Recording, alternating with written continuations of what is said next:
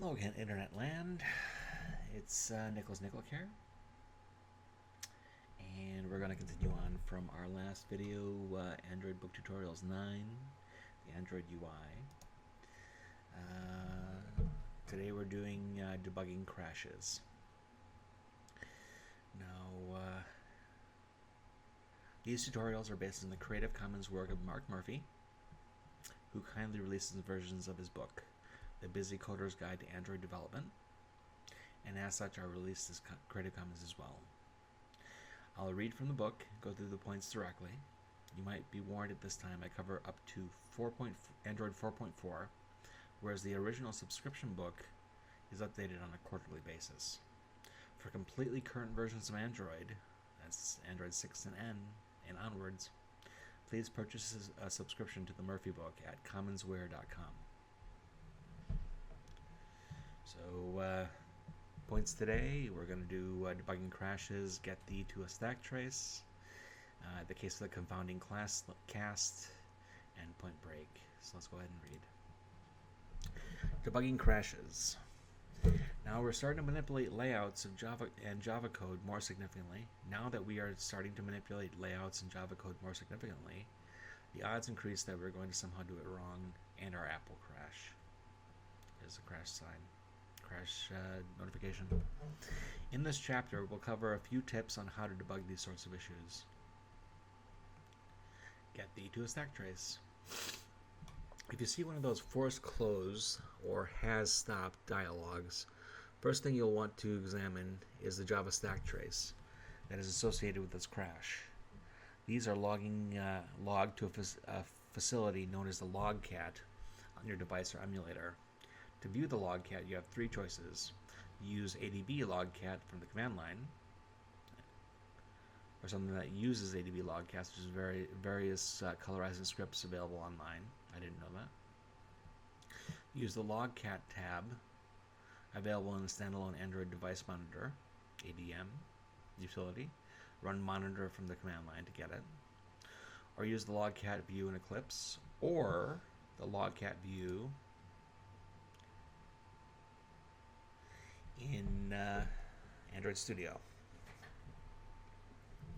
There are also Logcat apps in the Play Store, such as a Logcat. Will display the contents of Logcat. However, for security and privacy reasons, on Jelly Bean and higher devices, such apps will only be able to show you their own log entries, not those from the system, your app, or anyone else. Hence, for development purposes, it is better to use one of the other alternatives outlined above. The Logcat View is available at any time from pretty much anywhere else in Eclipse or Android Studio by means of clicking the Logcat icon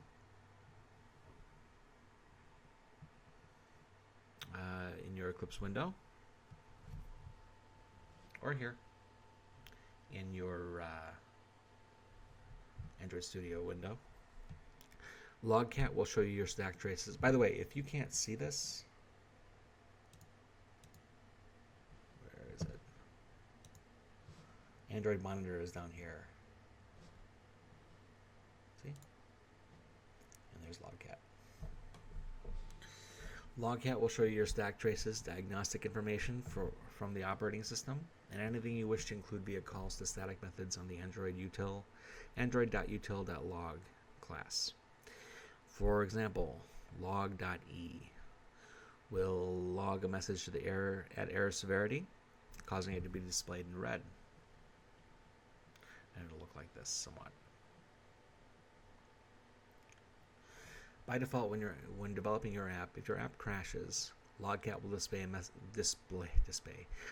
a message from your app alone via a filter on the left. Switch the name of your app package, for instance, com.commonsware.android.skeleton. Switching the filter to all messages, no filters, will show you all Logcat messages regardless of origin. And verbose, regex. There's no filters in Android Studio. Okay, so The scroll bars towards the bottom of the main log area will let you see more of your stack trace. And we'll probably have to get an ADB running. I'm just going to run this app. And provide that's okay. So, we don't have Logcat running yet.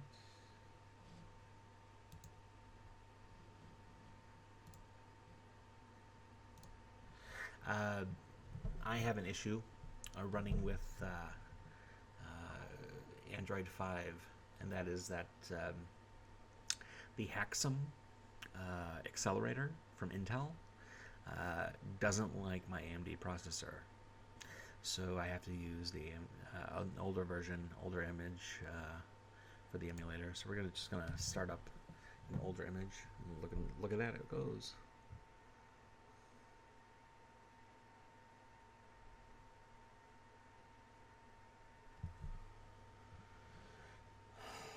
So we're gonna go ahead and minimize that. The reason I have this starting up is so that you can see Logcat running. So device offline, and when that goes online, we're gonna see more. So we're just gonna let that run while I continue to read. There we go. Lots and lots of stuff.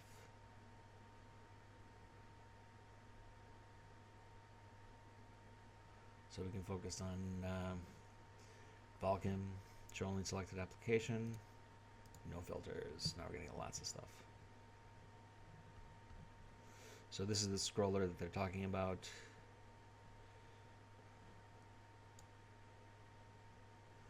You scroll all the way to the bottom, you get the newest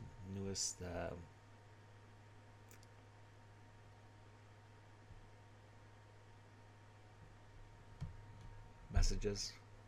So here's no filters. Show only selected app.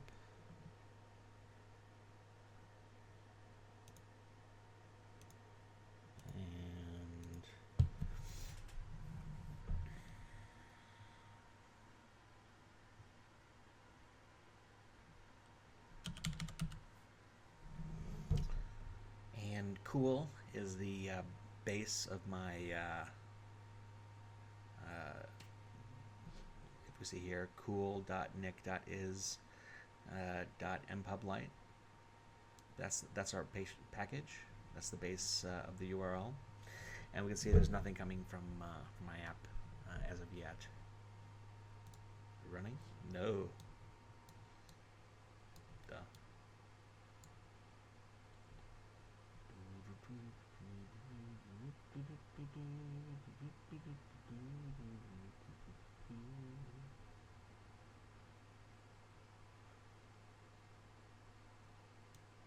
Still running.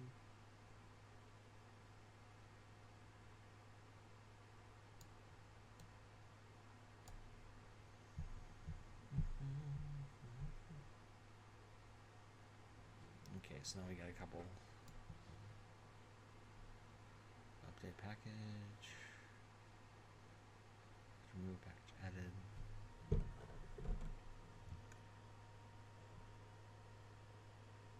Starting it. So see, everything is cool.nic.is and public hello world. Now we're going to stop it down.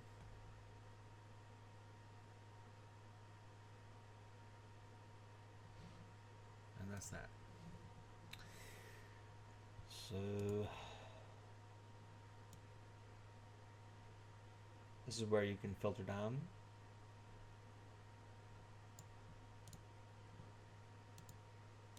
Choose your emulator to filter down. Show on the selected application.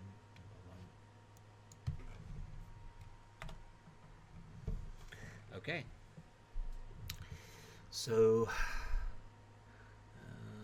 we already talked about the scroll bar.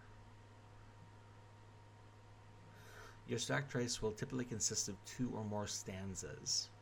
Your own code will typically be in the last of these. So in the screenshot above, we have java.lang.runtime exception.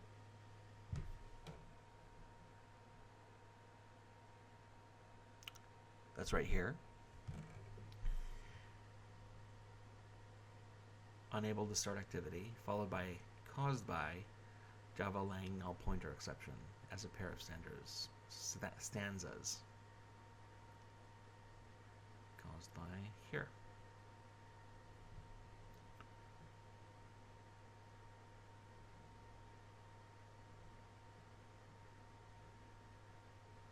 If you double click on a line in the stack trace corresponding with your code, you will be taken to a Java editor on that source file in line, so you can see what code triggered the exception. If you wish to save one of these stack traces as a file to attach to an issue or an issue tracker or something, highlight the lines you want in Logcat, click on the first line, then shift click on the last line, then click on export selected item to text file. Let's see if we can do that.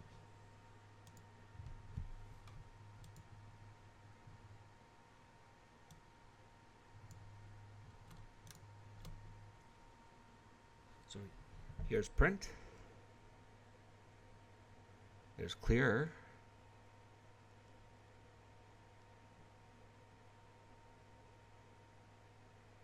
That must be an old feature.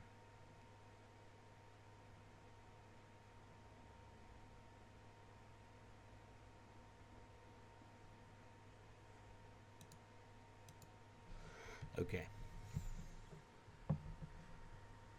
This is some of the troubles that jumping between IDE will cause. I'm sure there is a feature where we can save it.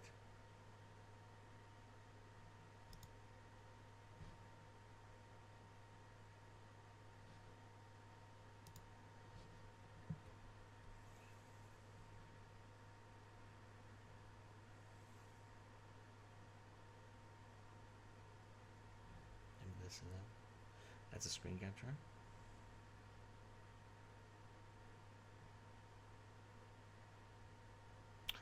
Okay, we'll move on. This is some of the reason that I skipped the portions on that aren't Android Studio instead are Eclipse oriented, because it's tough to find the corresponding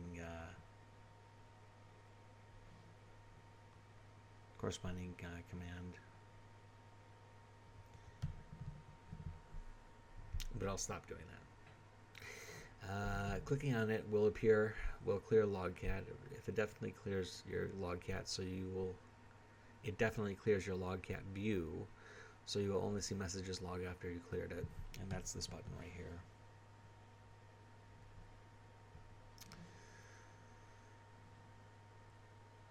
Oftentimes, this actually clear the logs in the device or emulator. The logs stay there. Note, though, that this has not actually cleared the logs from the device or emulator. By the way, by the end of the year, this is going to be a better production value. I just yesterday thought it might be a good idea to do, and I'll figure out all the kinks. Anyway, the case for the compounding class cast. If you crash, the stack trace might suggest that there's a problem tied to your resources. One common flavor of this is class cast exception, where you call find view by ID. For example, you might call button find view by ID r ID button, and you get a class cast exception, Android widget linear layout as a result, indicating that while you have your find view by ID call would return a button, it really returned a linear layout. Oftentimes this is not your fault. Sometimes the R values get out of sync with precompiled classes from previous builds. That's good to know. This most often occurs just after you change your mix of resources. For instance, add a new layout. To resolve this, you need to clean your project. In Eclipse, this is a matter of selecting the project and choosing Project Clean from the Eclipse main menu.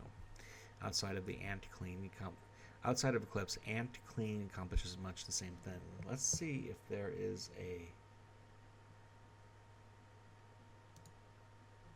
There we go. Build, clean project. Rebuild project. For the same reason. So if you get a strange crash that seems like it may be related to resources, clean your project. If that problem goes away, you're set. If the problem persists, you'll need to do a bit more debugging. Point break. If you're an experienced Eclipse user, you're welcome to use any of Eclipse's standard debugging capabilities with your Android apps, such as breakpoints. Whether you're debugging on an emulator or a device with USB debugging enabled in settings, your breakpoints and such should work normally. Note, however, if you set up Eclipse to catch all unhandled exceptions, those exceptions will not be logged to Logcat unless you allow execution to proceed past the point of exception. While this may not matter much to you during development, the Logcat stack trace is often easier for developers to read away from your Eclipse environment. So if you wish to post a stack trace on an issue or on a support forum such as Stack Overflow, use the Logcat stack trace.